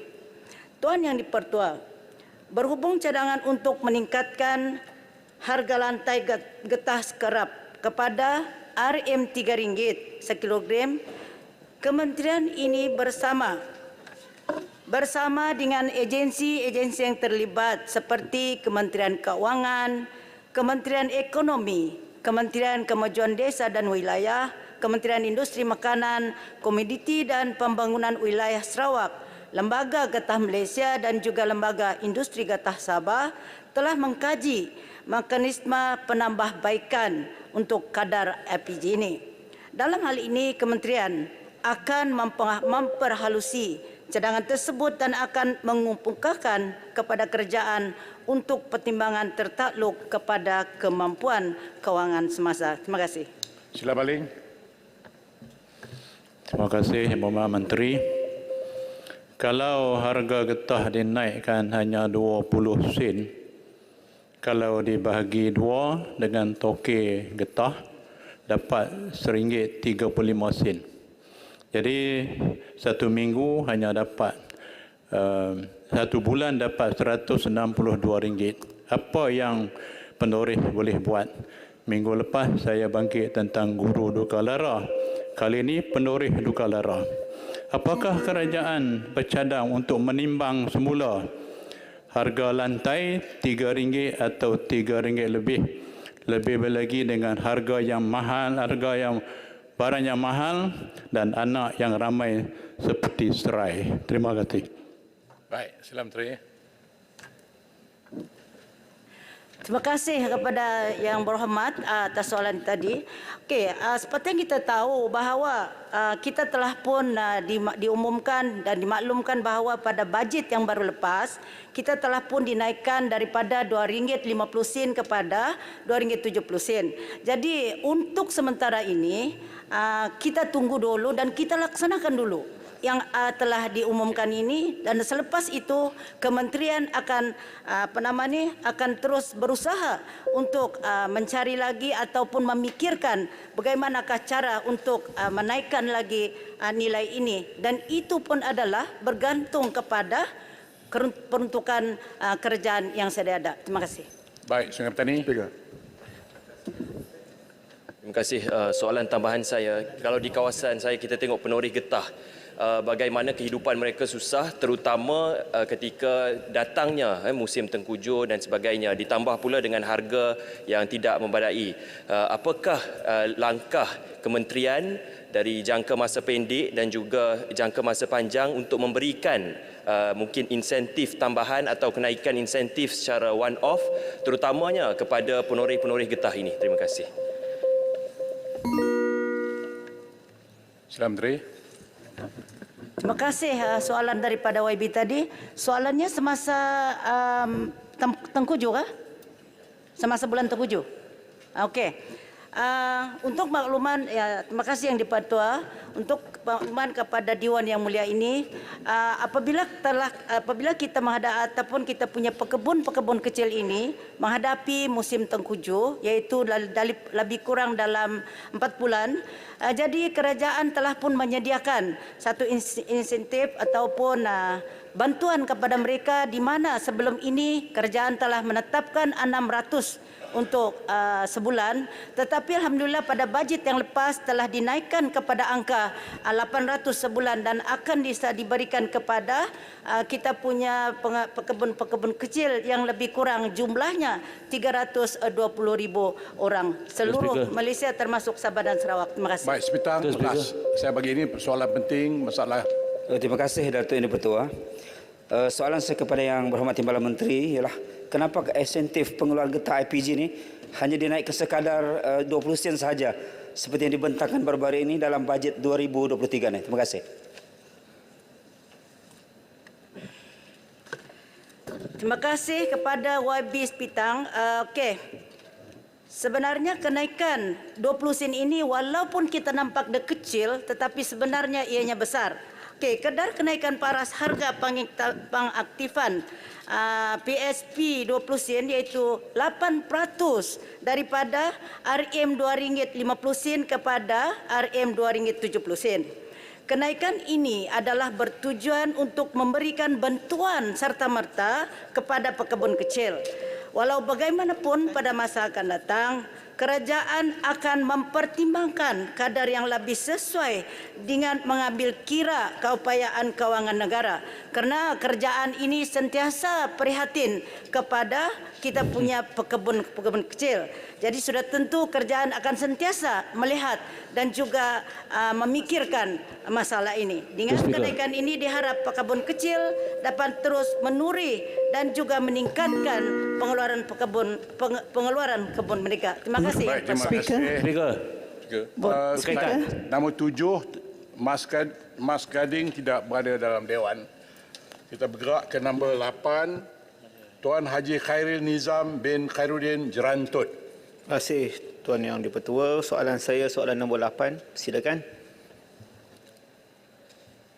Terima kasih Yang Berhormat Yang Tua. Terima kasih Jerantut. Untuk makluman Yang Berhormat, kemajuan fizikal projek menaik taraf laluan 64 fasa 1 segmen 7 ini telah mencapai 95% dan masih mengikut jadual perancangan yang ditetapkan. Skop kerja utama telah pun disiapkan dan kini dalam fasa akhir. Penyiapan melibatkan kerja-kerja pemasangan perabot jalan, lampu isyarat, longkang jalan dan penyambungan utility Telekom Malaysia. Kerja-kerja penyelenggaraan jalan persekutuan adalah berpandukan kepada perjanjian Perswastaan Penyelenggaraan Jalan Persekutuan FRM, Federal Road Maintenance dan SOP Senggara Jalan. SOP Senggara akan dikemaskinikan mengikut keperluan dan pindaan dari semasa ke semasa. Pihak kementerian melalui Jabatan Kerja Raya JKR dalam tindakan untuk membuat pengkemaskinian dan pindaan kepada SOP Senggara Jalan bagi memastikan kerja-kerja penyelenggaraan dapat dijalankan dengan sebaiknya. Untuk makluman Yang Berhormat, program penyelenggaraan jalan persekutuan terbagi kepada 2 skop penyelenggaraan, iaitu skop penyelenggaraan rutin serta skop penyelenggaraan berkala. Bagi penyelenggaraan rutin, ianya merangkumi beberapa kerja penyelenggaraan seperti berikut: penyelenggaraan pavement, potholes patching, penyelenggaraan bahu jalan, pemotongan rumput, penyelenggaraan perabot jalan, penyelenggaraan jambatan dan pembetung, penyelenggaraan longkang. Penyelenggaraan rutin ini dilaksanakan mengikut pusingan kerja yang telah ditetapkan sebagaimana termaktub dalam FRM. Manakala bagi skop kerja penyelenggaraan berkala pula, ianya terbagi kepada 2 program, iaitu program penyelenggaraan berkala pavement dan juga program penyelenggaraan bukan berkala pavement. Kerja-kerja bagi program penyelenggaraan berkala ini akan dilaksanakan berdasarkan kelulusan peruntukan diterima oleh pihak kementerian dari semasa ke masa. Terima kasih, Berhormat Ketua. Silakan Yang Datuk. Terima kasih kepada jawapan Timbalan Menteri. Saya baca balik kod daripada Yang Amat Berhormat Tambun dalam pematangan bajet baru-baru ini. Bagi jalan-jalan berlubang, khidmat jurutera daerah akan digunakan untuk menyegerakan penerapan kerosakan jalan persekutuan serta pembaikan segera lain berdasarkan aduan rakyat yang diterima.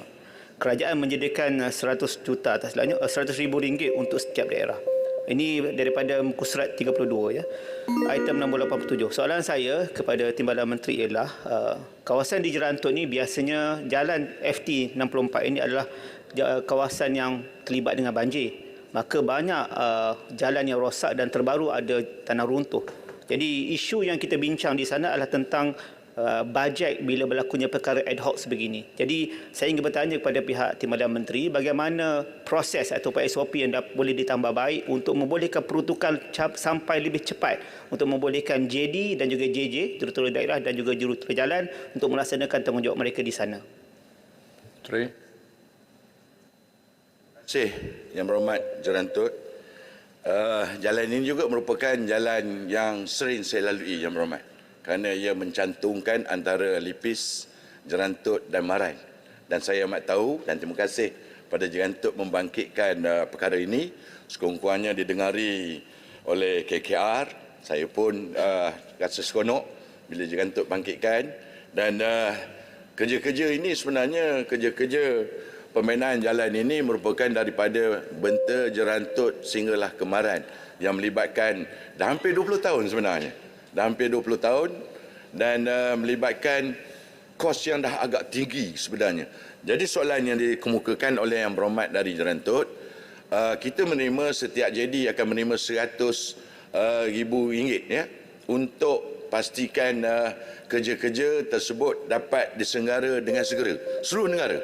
Bukan hanya di Jerantut ataupun Lipis ataupun Sungai Petani, tetapi di seluruh negara. Kita nak pastikan RM100,000 ini, kita nak buat satu ketetapan bahawa kita boleh melaksanakan kerja-kerja yang berbahaya.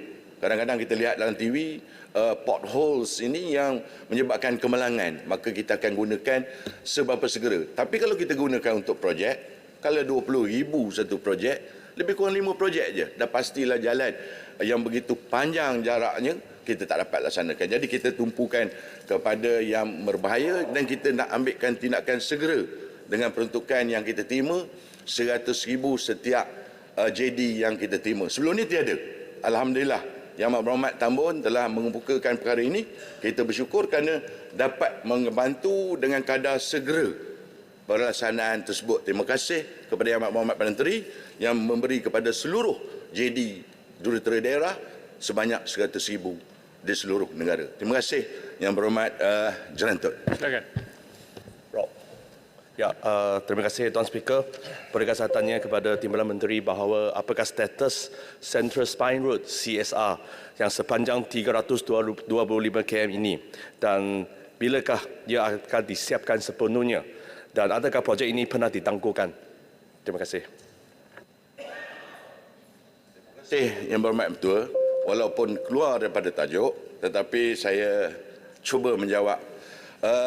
Projek Central Spine Road ini telah ditukar kepada lingkaran tengah utama namanya. Telah ditukar kepada lingkaran tengah utama. Tidak lagi Central Spine Road. Tetapi tak apalah sebab dah lama kita panggil Central Spine Road.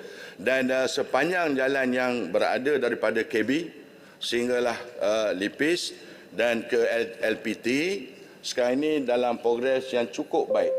Cuma ada satu sahaja yang agak sedikit terkebelakang tetapi dah cuba catch up balik, cuba mengejar balik kerja tersebut dan hanya 2 pakej saja lagi yang belum kita tender.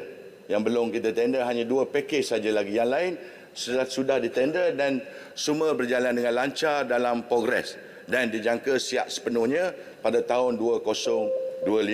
Kita doa supaya ia dapat dibuka segera. Kita tahu antara LPT sehinggalah ke Kelantan ini memang menghadapi kesukaran yang jen amat teruk apabila musim perayaan. Tapi Alhamdulillah dapat laksanakan dengan baik. Terima kasih Yang Berhormat Yang Ketua. Baik, terima kasih. Seterusnya saya jemput Datuk Indra Muhammad Sahar bin Abdullah.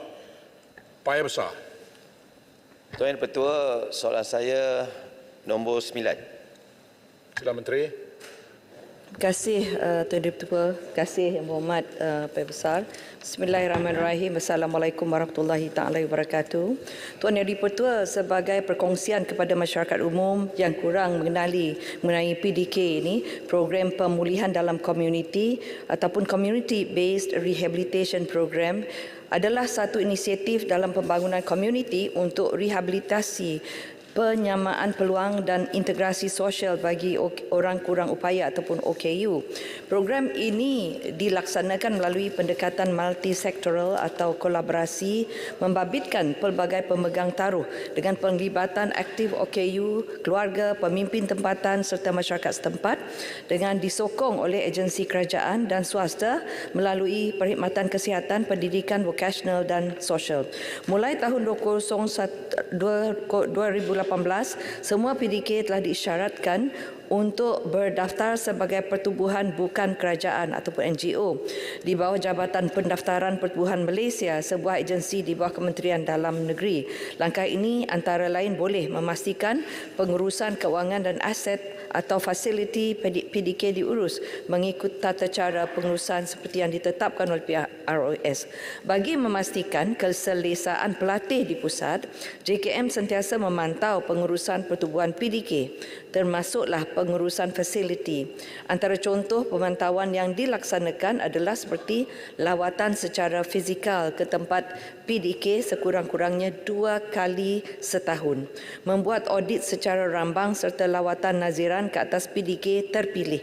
JKM juga ada melakukan semakan silang dengan ROS bagi memastikan status NGO yang merujuk kepada pematuhan syarat ROS. Sehingga 31 Januari 2023, terdapat sebanyak 565 buah PDK yang memberi manfaat kepada lebih 18,000 orang OKU di seluruh negara, termasuk 2 buah PDK di kawasan Parlimen Yang Berhormat, iaitu Parlimen Paya Besar. Setiap PDK ini dikelolakan oleh seorang penyeliang dan beberapa orang petugas, dan untuk makluman OKU yang hadir ke PDK ini dinamakan pelatih.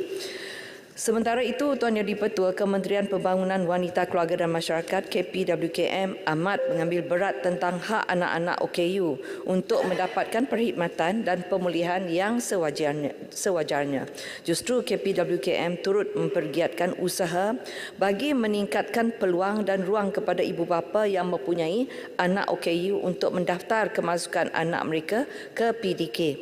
Antara langkah dilakukan adalah menjalankan program PDK bersama penduduk setempat untuk memberi pendedahan kepada umum mengenai program dan perkhidmatan PDK. Di samping itu, KPWKM juga turut melaksanakan program turun padang bagi menghebahkan maklumat berkaitan PDK. Program ini dilaksanakan berdasarkan semakan Sistem Maklumat Orang Kurang Upaya ataupun SMOKU yang akan memberi gambaran jelas tentang taburan OKU berdaftar yang boleh diberi perkhidmatan pemulihan melalui PDK. Saya tambah sikit kerana yang penting sekali. Selain itu, program promosi seperti program Mini Carnival PDK di setiap negeri, program Jom Daftar OKU dan hebahan tentang PDK semasa sambutan Hari OKU setiap tahun turut diadakan bagi terus mempromosikan perkhidmatan dan produk PDK kepada masyarakat umum. Ia melibatkan jawatankuasa PDK, penyelia, petugas, pelatih, masyarakat setempat serta pemimpin tempatan. Maklumat boleh diakses melalui tatapan dan makluman umum melalui pautan lawatan sasawang JKM iaitu www.jkm.gov.my.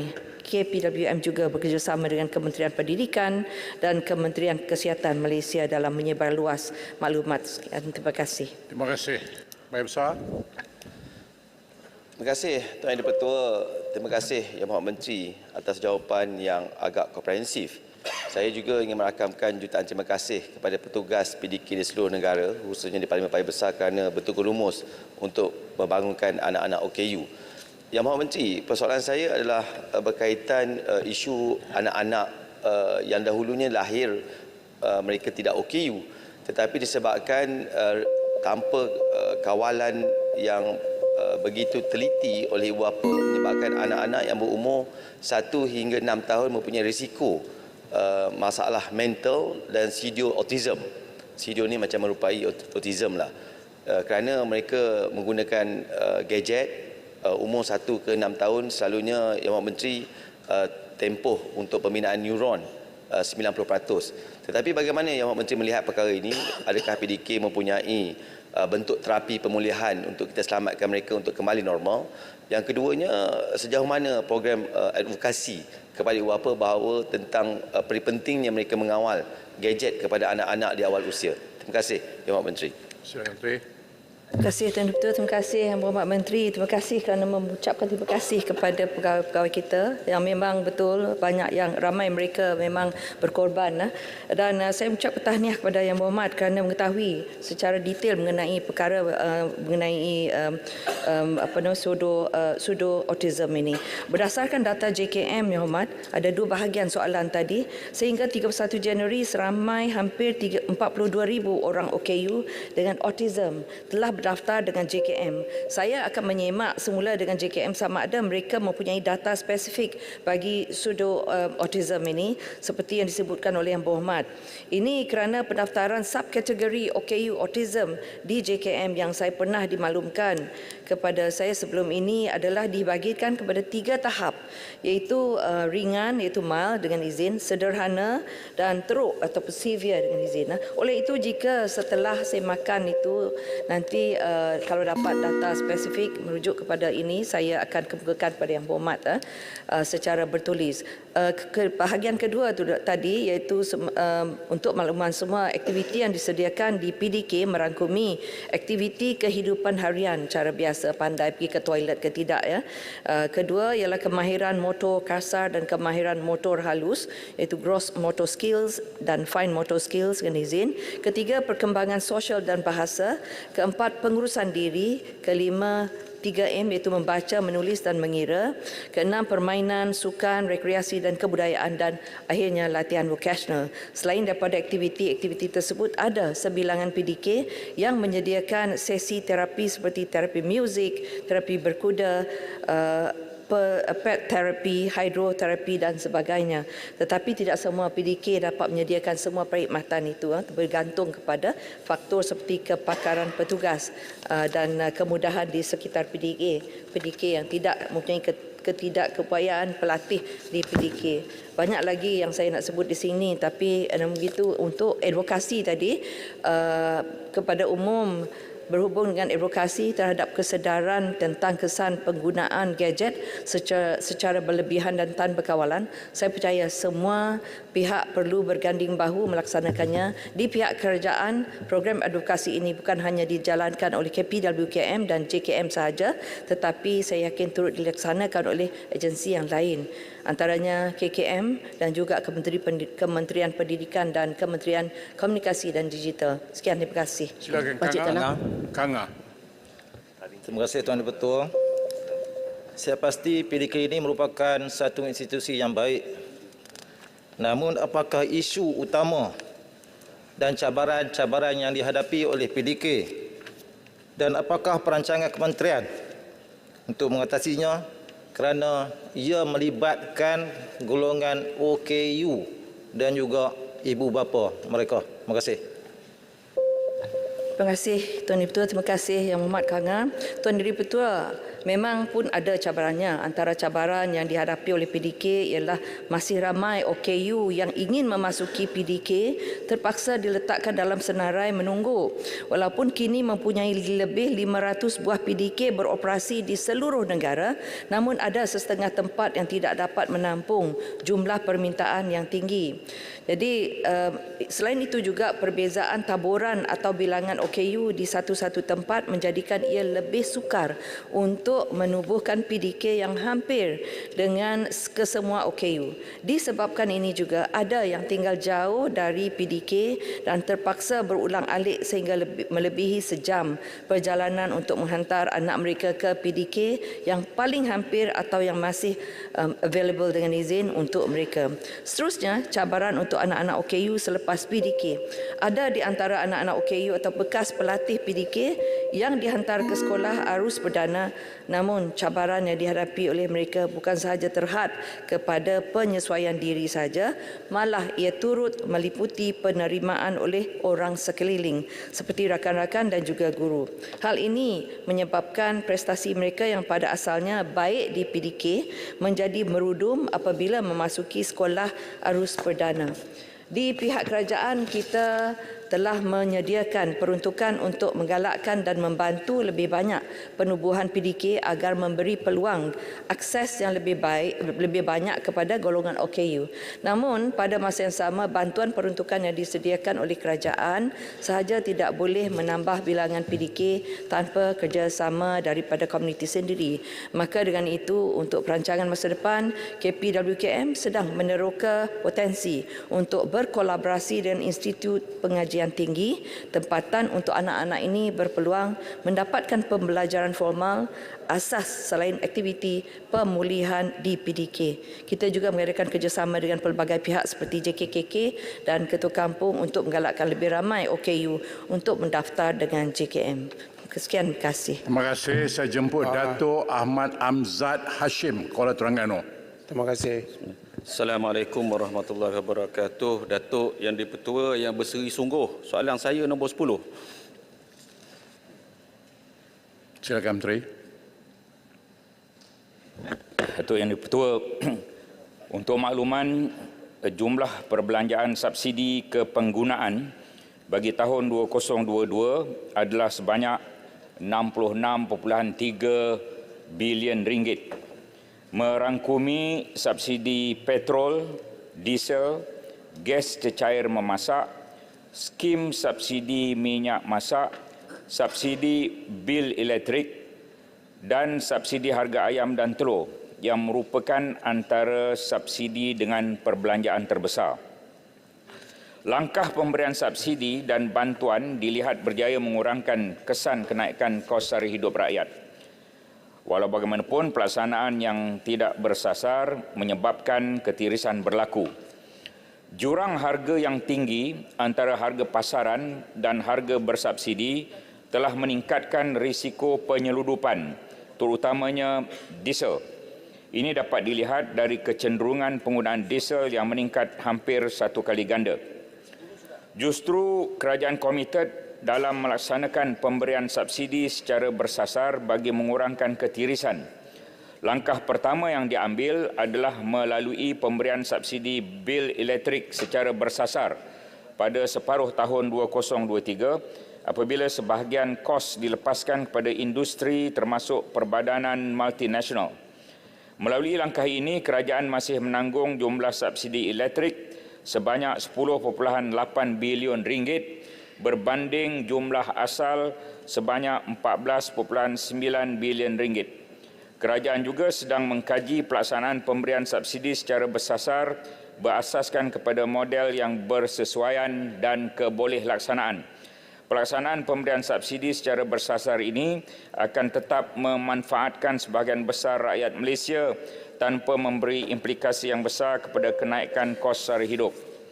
Jumlah secara detail petrol, diesel dan LPG perbelanjaan 2022 subsidinya 50.8 bilion, minyak masak 2.4 bilion, elektrik 9.8 bilion, harga ayam dan telur 1.8 bilion, subsidi kepenggunaan lain seperti tepung, edaran barang, penyeragaman harga Sabah, subsidi Sabah Electricity Sdn Bhd 1.5 bilion. Jumlah semua sekali yang 5 perkara yang saya sebut itu 66.3 bilion ringgit pada tahun 2022. Terima kasih. Sila Kuala Terengganu. Adakah dengan langkah kerajaan yang akan menggunakan pengkalan data bersepadu dan komprehensif membabitkan data dari Lembaga Hasilan Negeri, Bank Negara, Jabatan Perkakaan, Khazanah Nasional selain JPJ dalam mekanisme pemberian subsidi bersasar akan benar-benar berkesan di dalam mengelak ketirisan dan keciciran? Bagaimana dengan mereka yang sebelum ini di dalam kumpulan M40 tetapi tercicir ke B40 yang banyak berlaku dalam bandar akan menerima manfaat daripada subsidi bersasar ini? Sila Menteri. Ya, saya ingin memaklumkan di sini bahawa dari segi anggaran, anggaran penggunaan petrol, diesel dan LPG tahun 2022. Data itu memanglah satu perkara yang ditimbulkan.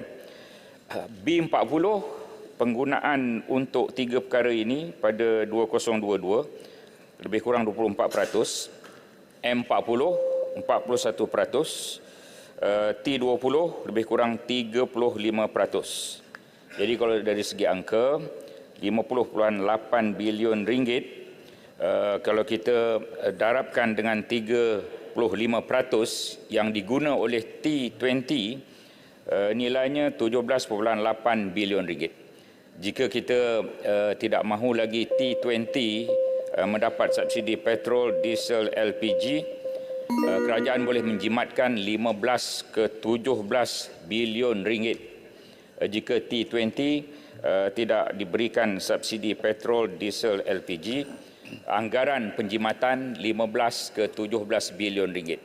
Jadi ahli-ahli yang berhormat boleh bayangkan berapa banyak perkara lain yang kita boleh guna daripada 15 ke 17 bilion ringgit itu untuk membantu rakyat dalam pelbagai perkara dan urusan di 26 kementerian. Silakan Speaker, Pucang Borneo. Silakan. Terima kasih Datuk Speaker. Jawapan daripada Timbalan Menteri sangat munasabah untuk kita fikirkan tentang tindakan.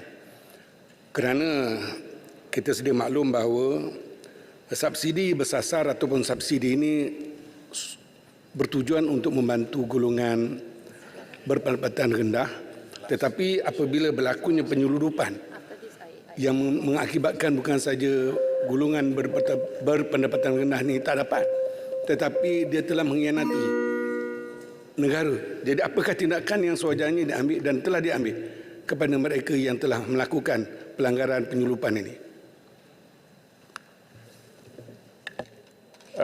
Penyeludupan. Terima kasih Seri Gading atas pertanyaan yang diberikan. Sebagai contoh, diesel. Penggunaan diesel pada tahun 2018-2019, jumlah subsidi yang diberi 5.8 bilion hingga 6.1 bilion. Tapi pada 2022, diesel ini meningkat kepada 8.4 bilion ringgit subsidi kerana penggunaan yang bertambah. Adakah penggunaan itu penggunaan sebenar atau penggunaan yang bertambah itu adalah kerana penyeludupan? Oleh kerana itu, memanglah kami menganggarkan sejumlah yang tertentu diesel diseludup dengan pelbagai kaedah, begitu juga petrol RON 95 juga disudup dengan pelbagai kaedah. Kerana RON 95 Malaysia RM2.05 ini jauh lebih murah daripada negara-negara jiran. Indonesia 3.78 sen seliter, Singapura RM8.51 seliter, Indonesia tadi RM3.78 seliter, Thailand RM5.71 seliter. Ini angka 2022 lah. Dan bayangkan kita RM2.05, maka banyaklah diseludup ke negara jiran contohnya. Jadi penyeludupan ini kita akan terus memantau dengan pelbagai agensi secara bersepadu, antaranya Custom di bawah Kementerian Keuangan, mungkin terlibat juga agensi-agensi lain pastinya, Polis Diraja Malaysia, APMM untuk menjaga pesisiran pantai antara lain. Terima kasih. Speaker, Pucang Borneo, soalan tambahan. Puan Teresa Kok Susim Seputih. Puan Speaker, soalan saya nombor 11.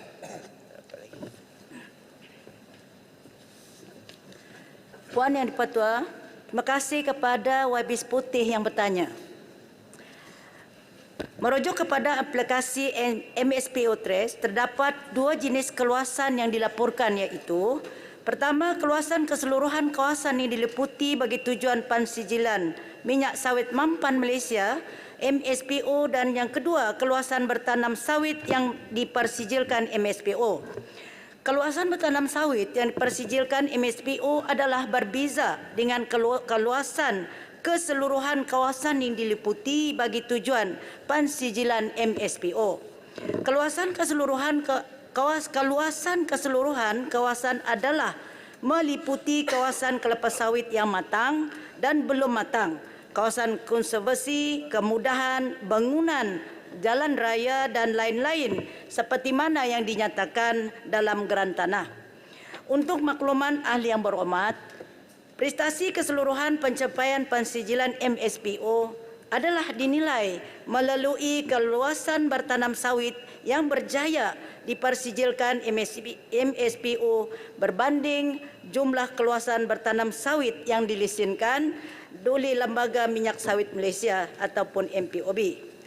Dalam hal ini, jumlah keluasan bertanam sawit yang telah dipersijilkan MSPO di seluruh negara sehingga 31 Januari 2023 adalah melebihi 5.5 juta hektar. Manakala jumlah keluasan bertanam sawit yang dilesenkan oleh MPOB sehingga 31 Disember 2022 adalah melebihi keluasan 5.6 juta hektar. Sehubungan dengan itu, peratusan pencapaian keluasan bertanam sawit yang telah dipersijilkan MSPO berbanding keluasan bertanam sawit yang dilisenkan MPOB sehingga 31 Januari 2023 adalah sebanyak 97.88% dan bukannya 113.99%. Sekian, terima kasih. Yang Berhormat Seputeh. Terima kasih Yang Berhormat Timbalan Menteri. Sebenarnya saya agak kelirulah. Di sini saya tak pasti sama ada Yang Berhormat Timbalan Menteri ada semak ini MSPO Trace. Ada satu app ini, ia jelas menunjukkan yang jumlah tanah setakat 28 Februari tahun ini, itu hari ini, yang jumlah keluasannya ialah 6.5 juta. Yang tulis di sini, dan peratusannya ialah 113.56%. Jadi sebenarnya sesiapa yang tengok apps yang Tata ini, mereka akan rasa keliru. Kenapakah yang tanah dipersijilkan itu nampaknya lebih luas, lebih 100%. Sebenarnya ini adalah soalan saya. Kalau saya nak menyuruh kementerian atau MPOB semak semula apa yang kita paparkan dalam MSPO Trace, kerana yang tanya soalan ini bukan saya saja dan termasuk juga pemain industri. Yang Berhormat Timbalan Menteri, saya juga nak tanya, apakah antara elemen terbaru dalam piawaian MSPO sekarang dan apakah yang kementerian masih mengekalkan dasar yang mana kita ingin menghadkan keluasan penanaman sawit sehingga 6.5 juta hektar di seluruh negara. Ini adalah dasar yang diluluskan oleh Kabinet. Tapi kalau saya lihat apa yang dipaparkan sini, nampaknya kita sudah melebihi 6.5 juta hektar ini. Sekian. Terima kasih kepada Yang Berhormat Seputih atas soalan tadi. Yang pertama, mengenai jawapan yang pertama, kalau tidak menepati, kita akan hantar secara bertulis, YB ya. Sebab ini adalah merupakan kita kena melihat melalui dilihat secara detail lah ya, YB. Okey. Dan yang kedua pula, mengenai apakah elemen yang terbaru ya, ini di antara elemen-elemen terbaru dalam MS 2530-2022 adalah seperti berikut ya. Yang pertama, penilaian nilai pemeliharaan tinggi high conservation value yang menekankan tentang langkah-langkah yang bersesuaian bagi tujuan perlindungan spesies ataupun habitat.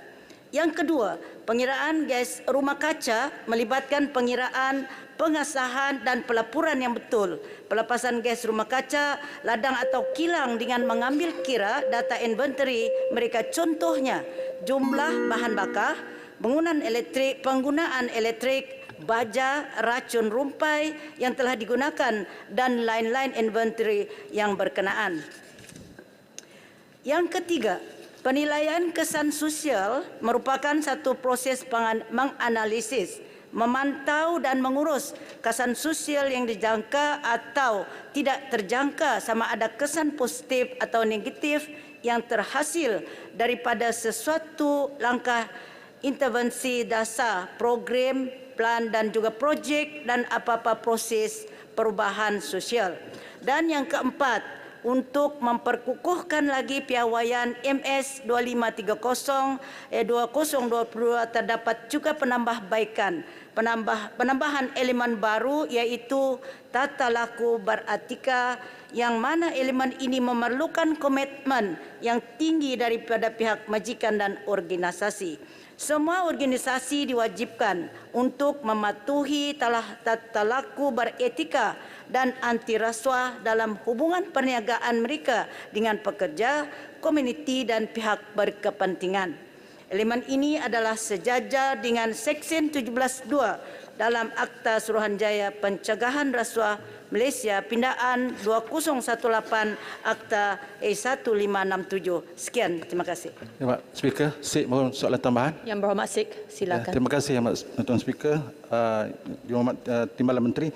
Persoalan saya berkaitan penanaman sawit ini, khususnya penanaman semula sawit. Perbincangan di pihak peladang atau pekebun kita, khususnya pekebun-pekebun kecil dan pendorong federal, kos penanaman semula sawit sekarang ini sangat meningkat, ya, meningkat dengan begitu tinggi sehingga 30%. Ya. 1 hektar kosnya melebihi hampir RM18,000. Ya. Jadi soalan saya, adakah pihak kementerian melihat ada insentif baru ataupun subsidi khususnya daripada MPOB untuk bantu khususnya pekebun-pekebun kecil sawit ini untuk mengurangkan kos penanaman semula sawit? Terima kasih, Menteri.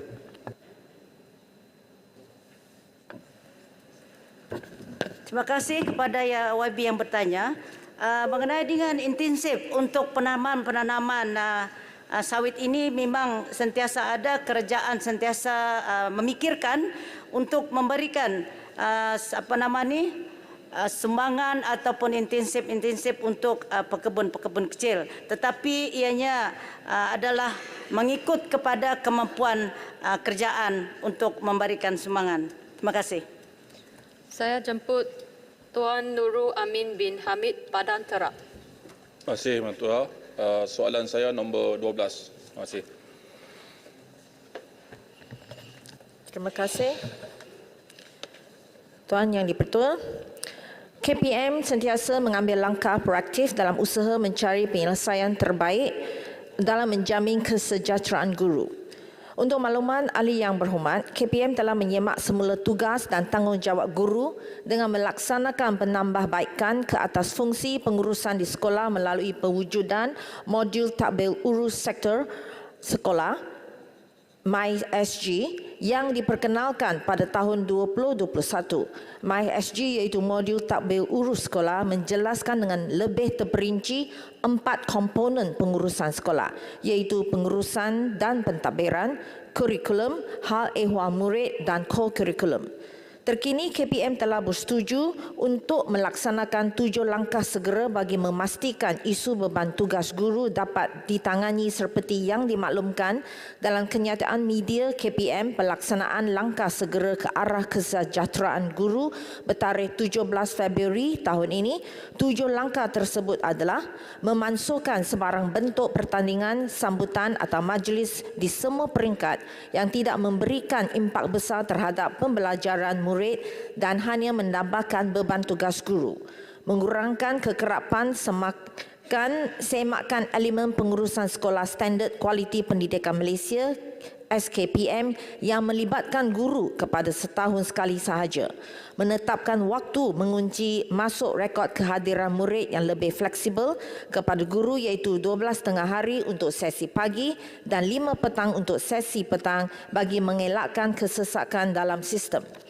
Keempat, pelantikan pengawas peperiksaan awam yang dikendalikan oleh LP, Lembaga Peperiksaan dan Majlis Peperiksaan Malaysia MPM terbuka kepada individu selain guru yang sedang berkhidmat seperti pesara kerajaan, pelajar Institut Pendidikan Guru IPG dan Institut Pendidikan Tinggi IPT, tetapi perlu memenuhi kriteria yang ditetapkan. Kelima, mengahadkan penganjuran sambutan Hari Guru Tahunan kepada peringkat kebangsaan dan sekolah sahaja. Menetapkan ringkasan rancangan pelajaran harian RPH di peringkat KPM bagi memastikan guru kembali memenuhi keperluan surat perkeliling Ikhtisas KPM bilangan 3 1999 yang merangkumi elemen objektif pengajaran dan refleksi. Dan akhirnya memperkukuh autonomi guru dalam perancangan dan pelaksanaan pengajaran dan pembelajaran PDP serta pentaksiran bilik darjah PBD dengan menjadikan dokumen standard kurikulum dan pentaksiran DSKP sebagai rujukan. KPM melalui jawatan kuasa mengkaji beban guru akan terus meneliti inisiatif yang boleh membantu meringankan beban tugas guru melalui perbincangan berterusan dengan Jabatan Pendidikan Negeri, Kesatuan Perkhidmatan Perguruan Kebangsaan Malaysia, Majlis Pengetua Sekolah Malaysia dan Majlis Guru Besar. KPM komited untuk memastikan kesejahteraan guru terjamin dan fokus utama mereka kepada pengajaran dan pembelajaran dapat dioptimalkan. Sekian, terima kasih. Padan terap. Terima kasih Tuan Yang Ketua. Saya nak rujuk kepada laporan yang dikeluarkan oleh Kesatuan Perkhidmatan Perguruan Kebangsaan NUTP pada tahun lepas yang menyebut lebih daripada 10,000 guru-guru membuat pilihan untuk bersara awal daripada perkhidmatan.